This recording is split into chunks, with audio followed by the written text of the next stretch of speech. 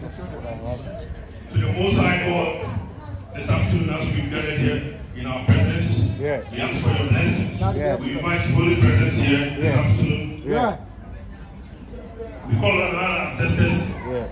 As I say, this is your drink.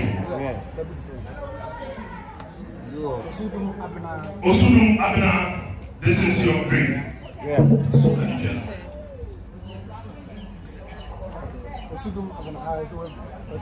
I'm talking about what case here.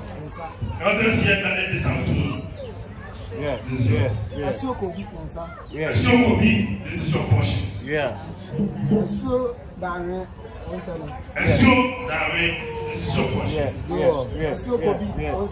Asiokobi, this is your portion.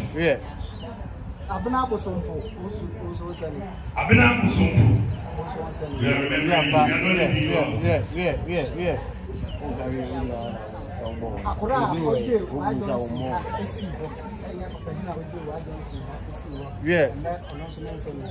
our elders and the elders and our government ancestors who set up white village. This is yours.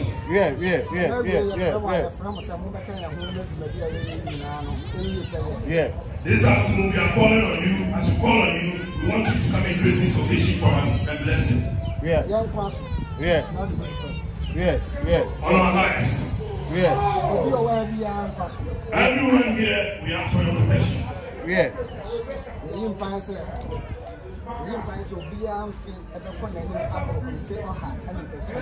pray that you bless us with longevity and long life.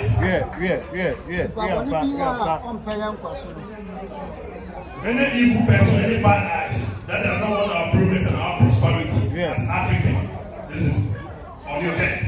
We urge the ancestors to invite you and then give you an advice so that you reach the proper things. If that doesn't happen, if you don't change your ways to follow us and then align into our path, there's no one blesses the enemies. Then ancestors should call them. Then we follow our ancestors to deal with you.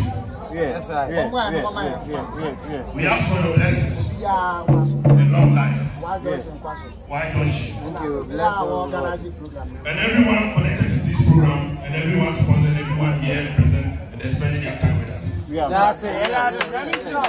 God bless you. And finally, we call on the spirit of the Selassie, Marcus Garvey, Kwame Santua, and all our ancestors who are fallen, all the fallen heroes. Praise you and we bless you all. The African unity. This is the unity of everybody. This is the unity of a breed. This is the unity of Ghanaians and Africans. Those in the diaspora. And this land will bless you. It's a land of blessings. We have everything now. We have everything in Africa. I pray that the ancestors will show us and part the ways in order for us to live a good life here in Ghana or in Africa in foreigners.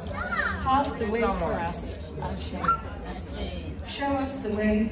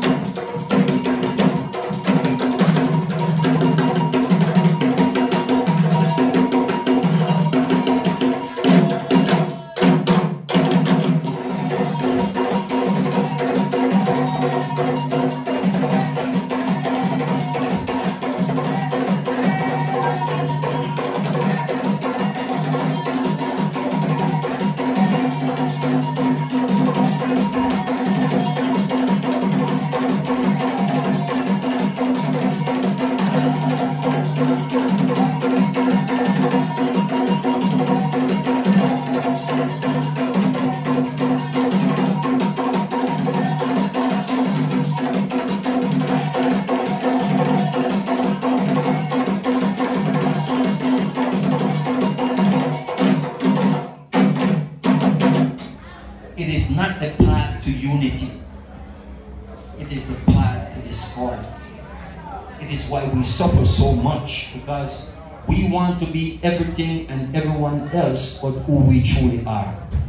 And this is important, my people. Whatever you think that you're looking for, it is not no Jesus. It is yourself. When you find yourself, identify with yourself. That self that you look on in the mirror is what you're looking for. You're not looking for, okay, how much of you ever see anyone come out of the sky? Except out of an aeroplane. And a parachute. Thank you, my brother.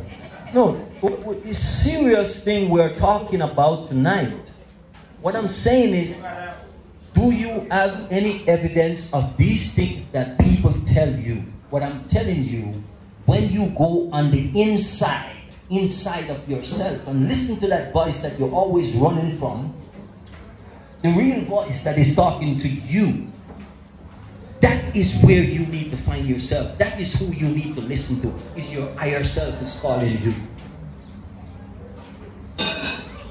It is the ancestral voice within you is speaking to you. So when I come home to Africa, I know why I'm here. I don't know about you. Because when I was a boy growing up in Jamaica, I knew nothing about Africa.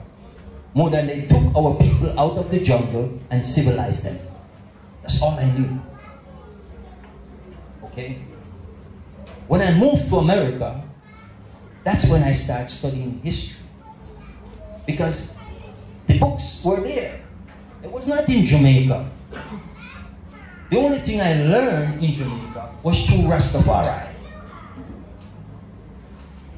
Because they were searching for something more than what was eaten into them and what was given to them after enslavement. Leonard Howell decided that his king was not the king of England.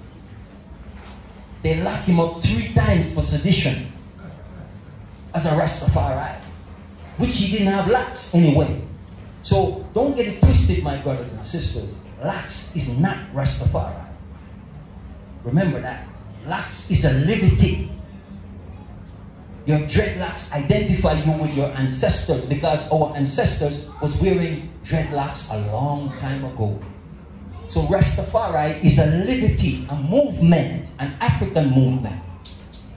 Okay?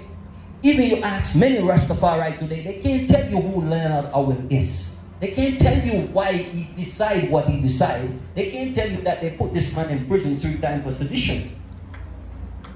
Because he decided he wasn't bowing down to the king of England, because his king must look like him.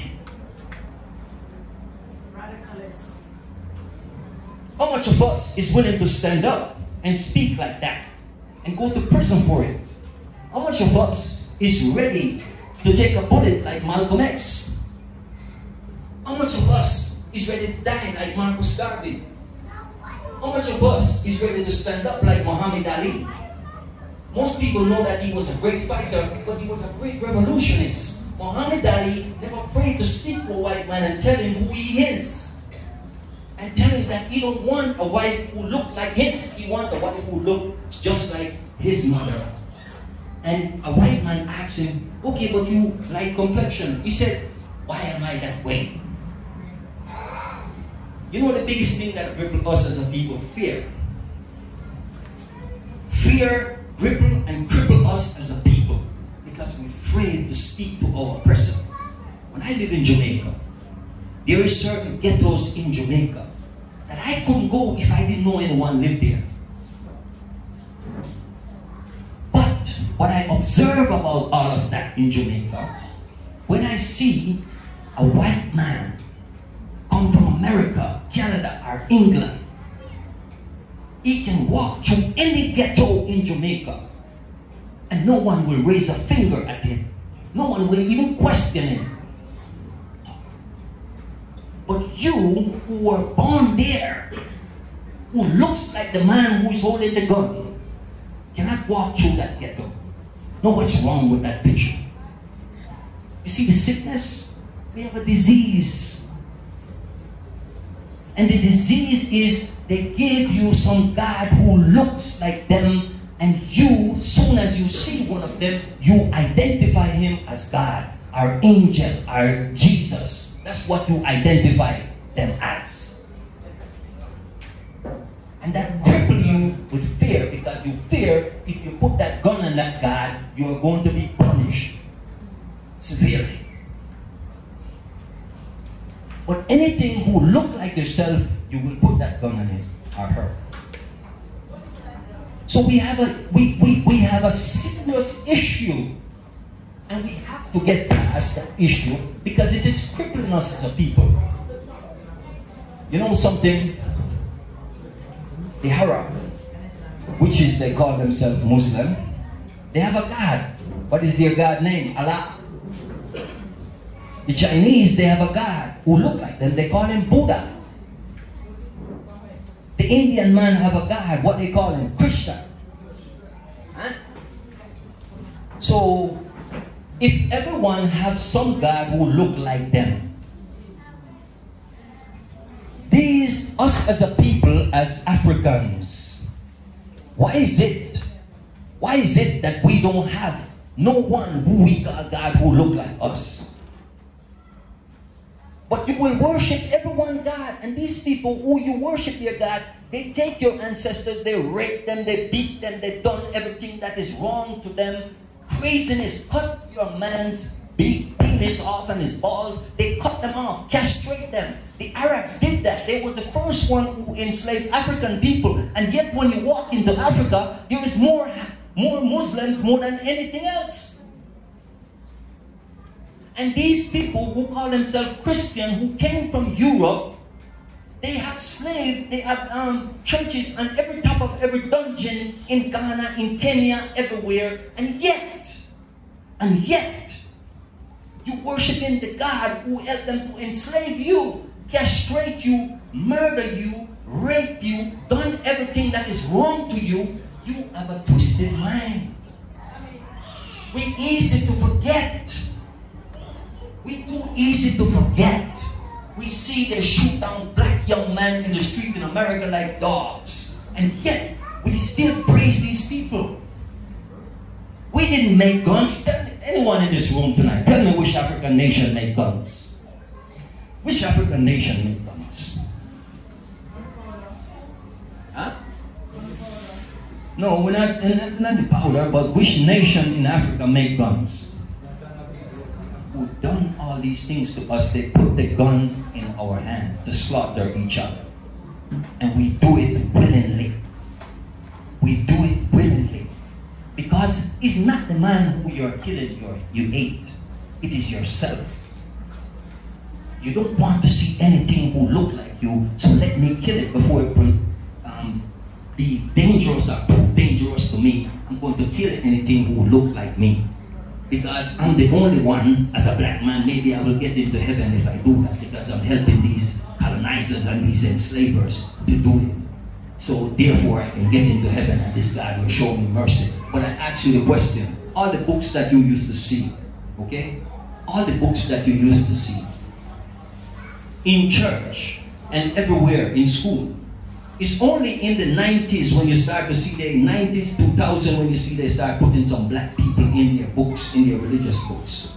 Okay? So what I'm saying to all of you here, you never see a black angel in heaven. Never.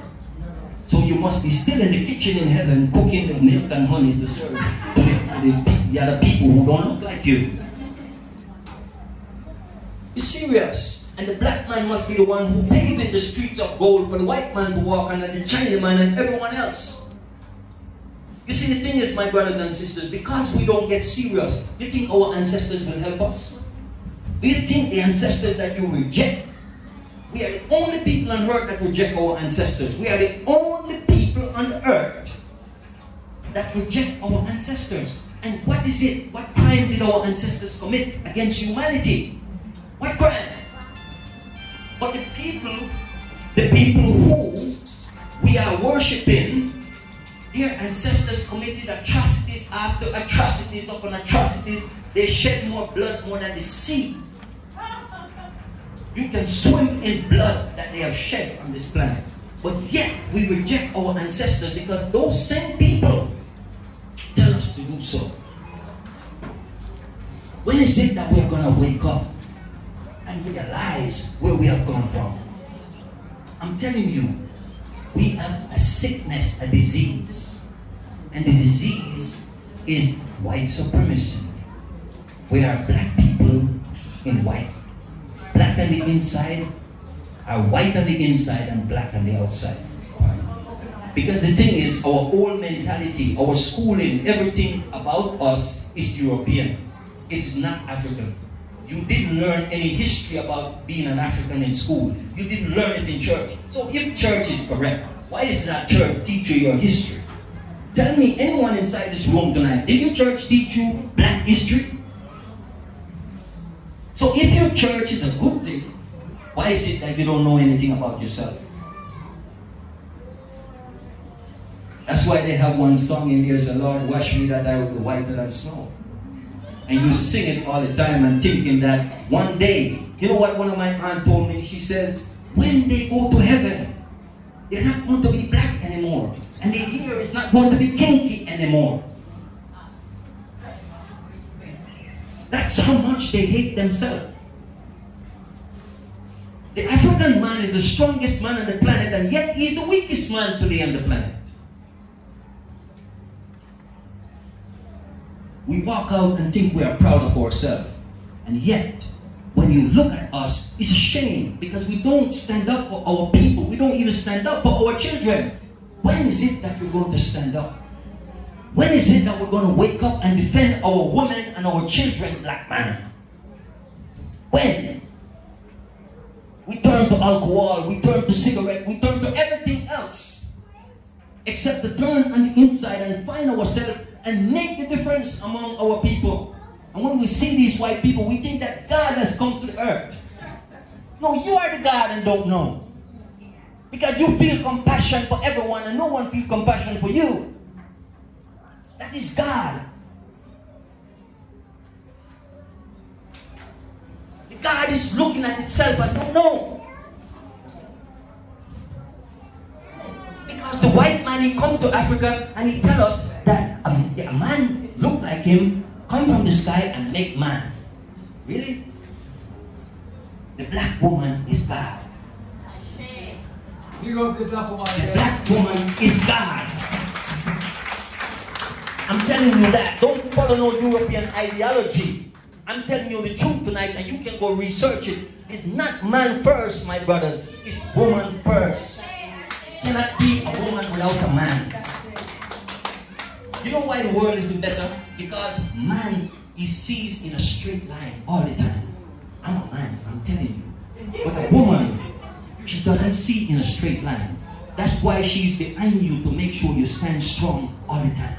And if you learn to appreciate the woman in your life, you will always be successful. You hear me? If you learn to appreciate, love the woman in your life, you will always be successful. And the woman must learn to appreciate, love the man, the black man in our life, and she will always be successful. When we see our sisters, we should see them. We don't follow this narrative that I'm the head and they are the neck or the tail. No. We are independent of each other in the sense we were born together. But we come together in unity. And unity is strength. We don't come together to fight each other and beat each other and treat each other bad. No. We come together to make sure that more of us is here. That is the idea. When the whites were fighting, the Europeans were fighting to come into Africa and take over Africa, they were killing each other. They were all slaughtering one another. Then they had a thing called the Berlin Conference. They said to each other, the first thing that they said to each other, if we don't stop the fighting, we're going to kill, eat, all of us is going to be dead. And the Africans are still going to be there, full joy in their paradise. So what we need to do is split this place up into different parts and pieces. that you can have your fair share of gold, diamond, whatever you want, it is there. We don't have it, so let's go there and take it. So you go over there and you fight from that angle, and we will go over here and fight for that angle. And they have demolished us. And they have taken the best of the best that they could find in Africa to work in their cane field and to develop everything for them. They didn't develop anything. They didn't build anything. The African, everything you see in Europe, and you think, oh, Europe is great. Your people build it. Everything that you see in the US, your people make it. Your people created it. Everything, not something. Even the layout of America, all their cities was laid out by black men and black women. Facts, go look it up. Every invention, even the car, was not invented by a white man. It was invented by black people, by Africans. You see, and thank you very much. We are not black people. It's only a stereotype. We are melanated, carbonated beings. So I'm just giving you some corrective ideas for you to see. You are melanated, carbonated beings. Because everything that is great in the universe comes out of blackness or darkness. The dark hole of the universe, that's where you come from. The melanin within you is the God genes within you. You're here. You see the sister here, right here. Look at her here. Look at her here. No. I'm telling you, listen to this carefully. This sister here is a true representative of a goddess. What I'm trying to tell you, what her here is doing right now, no other human, what they call mankind and her, cannot do that. No one else here cannot do what her here do. That is a magnetic field that you're looking at right here. That is a magnetic field. You know how they develop magnetism? African peoples here is how they develop magnetism. Because they realize that even if you cut your hair, you can take it and pick up all the other ones off the floor. But you didn't know that because you're not looking in yourself. You hate your hair. Because everyone makes you hate yourself. The best way to control the God is to make them look down on themselves. So we keep looking down on ourselves instead of making sure that we look into ourselves. Come from within, not outside. There's no answer outside of you. Everything outside of you is a shadow of you. You see what I'm saying? So I'm telling us as a people to stop looking outside of yourself for answers. Everyone can trick you, they can fool you, they can write all kinds of books and give to you. They're giving you their ideology. Look within yourself. A lot of time we criticize each other. And we say, we are not getting together with this African because he's going to steal my money. I can't trust my own people. Those are the excuses that we find. But I'm saying to us as a people, stop worrying about money. Money is never going to solve your problem. Our great ancestors, Malcolm X says, when you and I, as African people, get ready to solve our problem, we must leave all religion at home in our closet. And let's go deal with the African problem. What I'm saying to us tonight, or this afternoon, we have work to do. And the first work that each and everyone in this room have to do tonight is to work on self. We talk about each other all the time because we don't want to work on ourselves. So we find distractions. We find different things to put blame on, to say, this is why the way I am. No, you're not working on yourself. You're not looking into self to find the answer that you need. When you, let me tell you this. When you find yourself, you will get all the answers to life. What I mean is there are 6 keys to life. And when you find those 6 keys, there is no door that you will go to and it doesn't open to you. Would you like to know what those 6 keys are? I guess no one is interested. The first key, you must get to know yourself. The second key, you must learn to love yourself. And accept yourself is the third key. The fourth key, you have to be a seeker. And then, the fifth key, you will become a knower. And the sixth key, you will become a doer. Those 6 keys that I'm telling you about will set you free when you find them. And there is no door that you will enter that it will not open to you. Trust me. That is the ancestral ways. Do you notice that I grew up in Jamaica, as some of us in this room, and some of us will go and sit in front of a shrink and they convince us that, oh, you didn't have any love when you were growing up. Because your parents don't tell you, you know, because if you're dealing with them, listen, you never tell anyone you love them. Why do you have to do that? When you're demonstrating it every day. Your father is going to the field to work to make sure that there's food home. And your mother is always there, taking care of everything. The saying is, you know, a sister said something to me one time and I had to think about it. She says, a man's work is from sun to sun, but a woman's work is never done. And I'm telling you, my brothers, when I say these things, don't think I'm being biased in any way, because I'm not. I'm a man just like you, but I have to admit the truth that I can move forward. What I'm saying is, if you think about your wife, your mother, or anyone who is involved in your life as a woman, she's always there. When your father is gone, your mother never leaves. It's very rare for a mother to leave her child. She's always there from the moment you were born. That's the first person you look at. That's the first person that comforts you. That's the first person that is always there for you. All through your life, when you can't pick up the phone and call your father, pick up the phone and call your mom and see what happens. She will always welcome you because she's most forgiving. So what I'm saying to you, a mother's love is that God love that you're looking for. Because God is not outside of you, God is within. There's nothing outside of you that you're looking for. Everything is within. That is why when I tell people, don't get me wrong, I was born and I was raised around religion. Okay? And I was a preacher too. I was a preacher. I've read the entire Bible, trust me.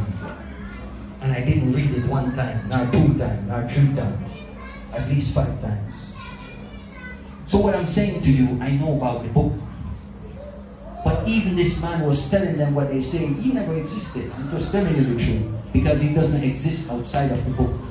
There's no historical record outside of the Bible that these things ever happened. But what I'm showing you, there's principle that you can live by in those things. He tells them the temple or the kingdom is within you. Stop looking outside of yourself for answer, my people. The answer is always there. What I'm saying to you, you come, all of us is here, we are in Ghana, just a small part of Africa. My point is, those of us from America, those of us from the Caribbean, those of us from the UK, those of us from wherever we are from, please, please, my people, stop criticizing each other. Stop putting each other down. If our oppressors would stop from slaughtering each other, literally killing each other, and come to a table and say, let's get together and we can take the Africa. Why is it? How big is our difference that we as a people can put it aside and come together to solve all our problems? So when we come to Africa, we have to get with our brothers in Africa and our sisters in Africa. And we have to teach them what we know. Because we know the enemy, because we live with our enemy for a very long time.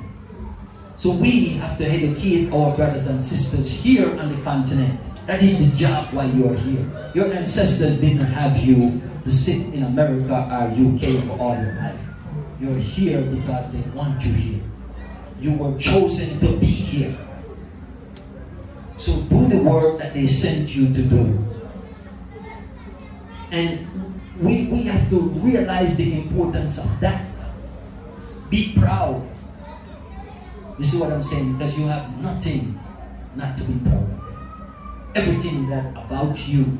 You have survived atrocities upon atrocities that no one else on the planet couldn't survive. There were no Chinese that came to your rescue. There were no Indian that came to your rescue. There were no whites that came to your rescue. There was no one that came. There was no Arabs that came to your rescue. It's only people who look like you, preserve you, that you could be here tonight. If you know something I don't know, then you tell me. The only people that help to preserve you while you're in this room tonight, they all look like you. Show me one nation that stands up for the African. So why is it when we, the African, are discussing how to solve our problem, we always talking about the Chinese, and we're talking about the Indians, and we're talking about everyone else? Why? Why we always feel like if we're doing a business and if they're not in there, then we can't solve that problem? Let me tell you something. Just in case you don't know, there was a math problem that no one was able to solve that math problem for over 2,500 years.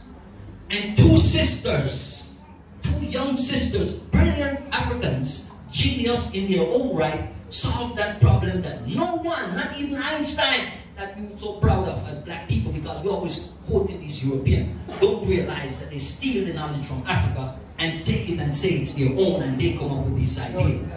Two young sisters solved a 2,500-year-old math problem that no one else could not solve.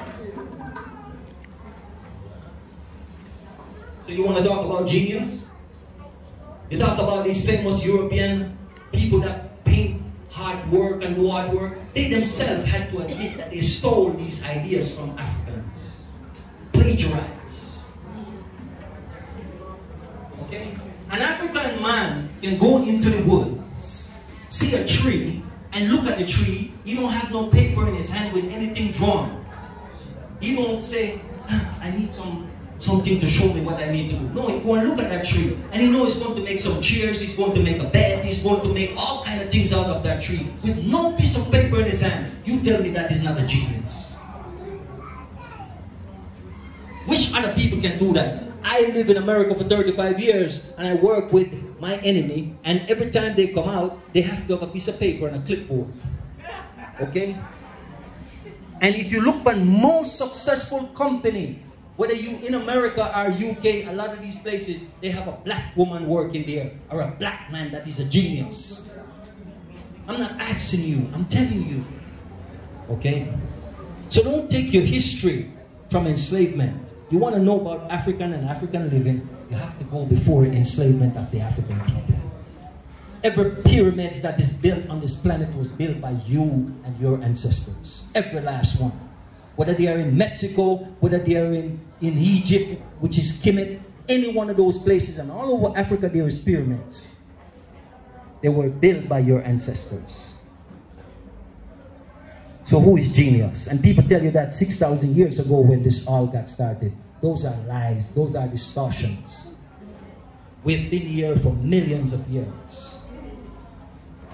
But because we have this ideology from this book called Bible in our head, that is the reason why we are still stuck in this place that we find ourselves, in our mind. But when, I'm telling you, when you learn to search for yourself and find yourself, everything will be open up to you. That's why they have the saying, know the truth and the truth will set you free. I'm saying, set yourself free. And if what I'm saying here does not resonate with you, don't get mad with me. Get mad with yourself. Because you need to do some soul searching. You need to search your own soul for the answers that you need. I'm just a messenger. And when the mailman comes and delivers the message to you, The mailman don't care if you pay the bill, yes or no. It's totally up to you. So whether you want to get your light cut off or whatever, the bill still has to be paid. So I'm saying to you, all of us here tonight, search for yourself. Heal yourself from within. The funny thing is, even the food that they give you make you think sometimes the way you do. And if I say these things to us as a people, a lot of times we don't see that because we are thinking, oh, I love this food. But no, you love the food, but the food don't love you. Because the food is killing you. The food is making you sick. The food is making you having disease. It is that what is causing you to be in the position that you are. These people now, I'm giving you a fullness of what I'm talking about. These people right now, because they see that African people, they set up a thing called the internet. The internet was to push us further apart. Give you a minute with my sister. To push us further apart. But the same tool that they create brought the African people together. Isn't that ironic?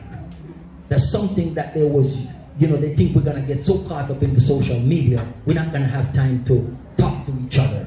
We're not going to have time to find out what is going on. If you look right now, you'll see Africans all over the world connecting together. Especially the youths. Because the youths decide they don't want religion no more. They don't want none of these things that we sold to them anymore. They have to find a different ways. And that is exactly what happened. So I am thankful for the internet. Because I find out a lot when I do search on the internet about a lot of things about Africa. And it opened up my eye.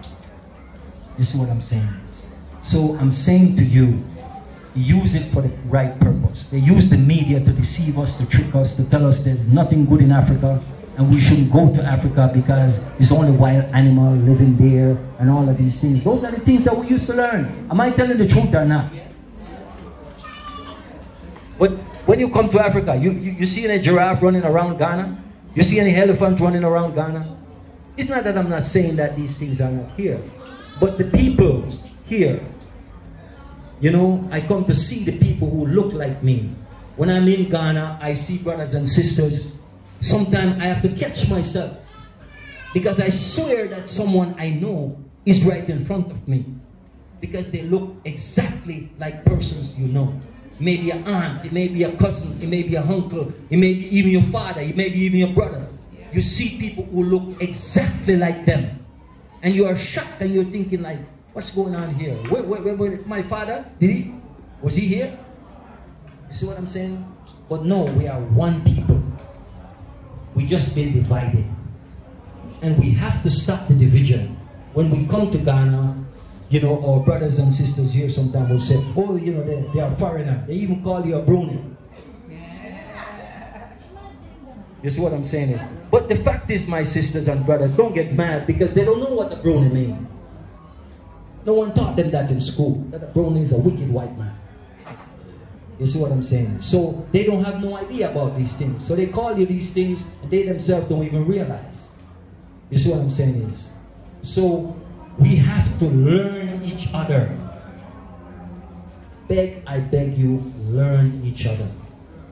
One of the things I will ask my brothers and sisters here in this room tonight, if you don't know any of the language here, learn one. Learn one, please. Even a few words, even to greet your brothers and sisters, to say hello or something, but learn something. When you learn the language, the truth is going to resonate with you even more. You see how in English, it's a very tricky language. One word can have 20 different meanings. That's how they trick you. In most African language, one word only has one meaning. Big, huge difference. You see, for instance, people run around and they say, okay, I want a peace of mind. What about your whole mind? Why you just want a piece of it? But you never sit and think of it. Because the words are spells, they are trickery to keep you in a place So when people say to me, I want a piece of mind, no, I don't want, I want my whole mind. Because who have the rest of it if you only have a piece of it? You must question things. That's what I'm saying. It's very important that you question things. You see, I'm saying also in Ghana, unfortunately, I have talked to a lot of brothers and sisters here who have come here, come home. They want to have wholeness of mind. But the thing is that, unfortunately, a lot of brothers and sisters have been ripped off. Unfortunately. And instead of causing unity, it caused divide. I'm saying, brothers and sisters, brothers in Ghana and sisters in Ghana, take care of your brothers that has come home. Don't use them as a piggy bank. That is why they call the system the criminal justice system. Because why? Only the criminals get justice. If it was the innocent justice system, listen to me carefully, that is where words come in again. If it was the innocent justice system, then you would get justice. In the divided states of America, all of the senators are lawyers, are liars. They make the law and the Congress approve them. That is why you will never see a senator go to prison. Because they are the criminals who make the law to protect themselves. No government will protect you. Let me ask you guys a question. Have anyone ever seen a house built from the roof down? How many people here see a house built from the roof down? Put your hands up. I want to go and see how they build those houses. So, who here has seen a house built from the roof down?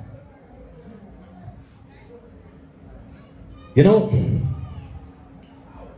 we as a people been looking in the wrong place for our help. Why is it that we look at the top of the roof